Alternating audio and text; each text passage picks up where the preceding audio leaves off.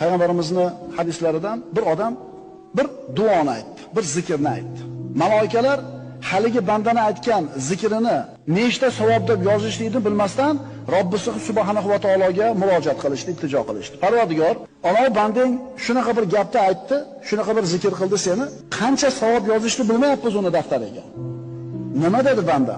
Alloh biladi nima deganini. Lekin farishtalarning tilidan eshitishni xohlaydi. Banda aytdi: "Ya Robbi, lakal hamdu kama yanbaghi li jalali wajhika va azimi sultonik." dedi. Nima degani edi? Ey Parvardigor, senga shunday hamd va sano bo'lsin. Kama yanbaghi li jalali wajhik. Yuzingning ulug'ligi qanday bo'lsa, va azimi sultonik, saltanatingning buyukligi qanchalik bo'lsa, shunga yarasha hamd va sano bo'lsin dedi. Shunda farishtalar qancha savob yozishni bilmay qolishdi. Chunki farishtalar ham bilishmaydi Alloh taoloning yuzi qanchalar ulug', saltanati qanchalar buyuk. Yodlab olinglar shu duoni. Ya Robbi, lakal hamdu kama yanbaghi li jalali wajhika va azimi sultonik. Qiyinmi? Qiyin emas.